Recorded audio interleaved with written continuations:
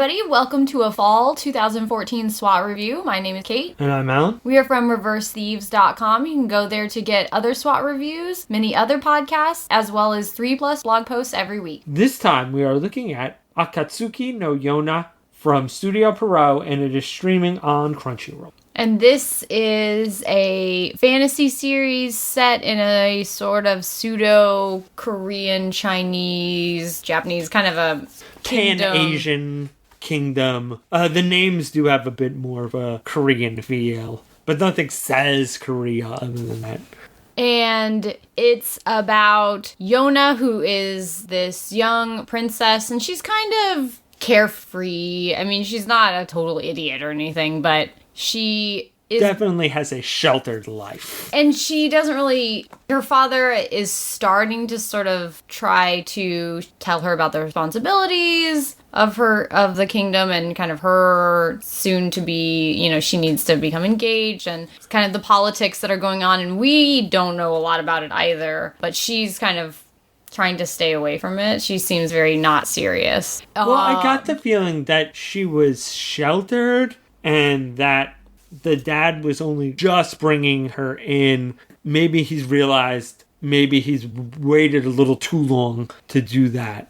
And she has two childhood friends, Hawk, who is now a general in her father's army, and Suwon, who is her cousin, and her uncle is like a king in another kingdom presumably adjacent to where they are now. This first episode is a lot of setup for basically the entire series, which is going to be running fairly long. In fact, it starts at a point that's obviously probably like several months, if not even longer, after this first episode, and then we kind of flash back to see how we got to that scene. And I don't know who brought it up, but in that scene, they make a big point of not showing the faces of all of her retainers in that scene. And it's like, who are these mysterious men who we will see only seconds later in the opening? Yeah.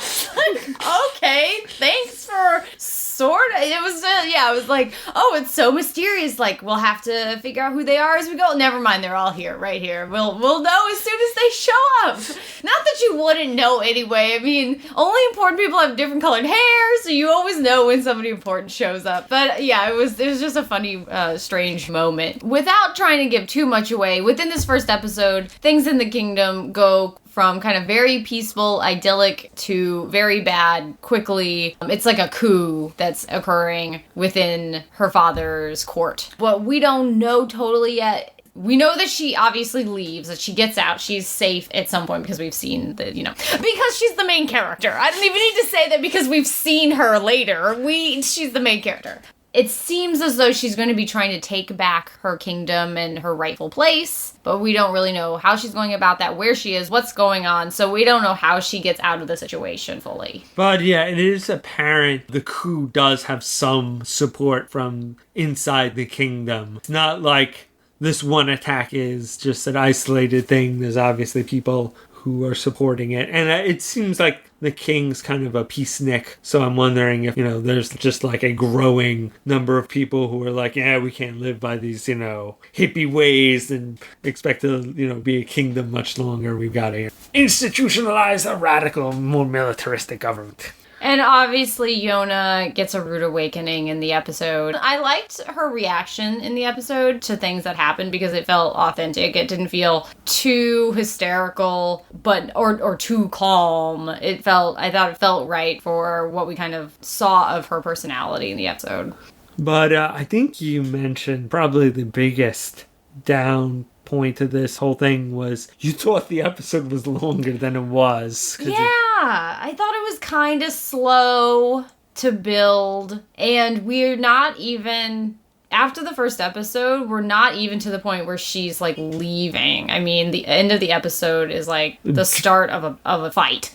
Yeah, and it's just the very beginning of the coup, so if you don't know the character before tragedy hits them, why do I care that this person's life has been turned upside down? But on the other hand, it did seem like a long bit of just her running around being a princess. But I guess it did add to what I said, where I knew her personality, so I felt like I got the reaction. Yeah, I don't know. It just felt like a little bit slow, and I hope that they can pep it up a little bit. And maybe that's just kind of beginning exposition problem, and that'll jump in excitement as it goes along, because and maybe that's why they showed us that, you know, hey, there's gonna be like awesome later, so look, man, she's got a bow that appeals to Kate's, right? Yeah, I mean, I think I'm interested. I like the kingdom, I like the world. It had, and this is actually a point against it for me, but it might be a point for other people, was that it had a Fushigi Yugi feel to it, not Yona. I mean, I think she's about 55 times smarter than Miyaka ever thought of being, but like it did have the dynamic. There was a little bit of a reverse harem feel, especially when you go through the opening and you're like, oh, that guy is clearly this type and that type, and that's why the Fushigi Yugi felt feeling. And you know, it could be a story of Sankoku thing where these are people who are just, you know, they believe in her and they're supporting her cause. And, you know, they kind of want to restore the old government, not this kind of militarized government. But it's a reverse harem. And that they're not all in love with her. But it could be that they all secretly love her and that only really Hawk, childhood friend, really has any chance, and all the rest of them are just going to pine after them. And the girls who are watching the show can go, no, I want the blue-haired guy. No, Hawk is blue-haired guy. He's Tamahome. Orange-haired guy, why won't you? That is totally true, because Tamahome sucked, and I hated that guy. But I hated Miyaka too, so they deserved each other. We've gone but anyway, it definitely has a Fushigi Yugi dynamic to it. That's definitely the feeling I got. Much more than Sankoku, which is its own special, amazing series. It's not guaranteed to go that way, but I would brace myself. If you don't like that kind of thing, you should probably be ready to hit the eject button. And if you do like that sort of thing, I can't guarantee it's going to be that. Probably is. But I mean, I know that Fushigi Yugi had like a strong... Like, the thing is about a lot of shoujo anime like this, especially because this is one of those series that's being shown like for the whole year. It's in one of those family slots. They feel like it has the appeal to a mass amount of people, and not just like, it's not like BL visual novel or like, you know what I'm saying? It's a little bit different than. Yeah, and I feel like I've stood up for my fair share of like slightly harem-y but good action story stuff for guys. So just because there's a little bit of reverse harem doesn't mean that the story is going to be bad. I mean, if there are cool battles and fun politics that are intricate but interesting, there's nothing wrong with that, you know, a little bit of, you know, romantic fan service on the side. I mean, that could just make the show interesting. I mean, as long as the plot's good, I'm willing to give it more. It's just, I feel like you've got to put that down like you would for a show for guys. That's the element is there. I think the make or break for this is going to be Yona and how she evolves over the next few episodes and what type of character she is going to be. And I mean, I have high hopes for that. It doesn't seem like she's going to be a useless waif. And so I think that she might be like a really positive character. And I think I think it's really going to make or break. Well, I mean, we did see her with a bow having kind of a real leader air to her in the beginning. She didn't seem like everybody was protecting her, more like she was leading this band and coordinating what they were doing. So that's a fairly strong in the show's favor that, you know, Yona is going to step up and be more than an escort mission.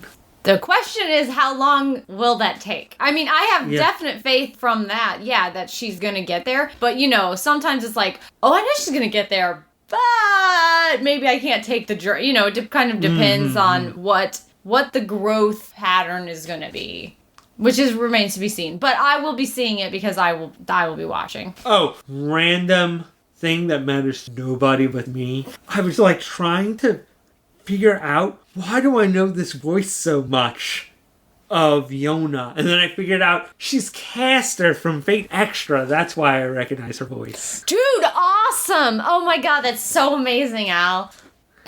Look, like I said, it mattered to me, and most of the people watching the show aren't gonna care. But I was like, why is this voice so familiar? I was like, oh, she's using her Fate Caster voice. Okay, her Fate Extra Caster voice. That's what it is. All right, see you guys next time.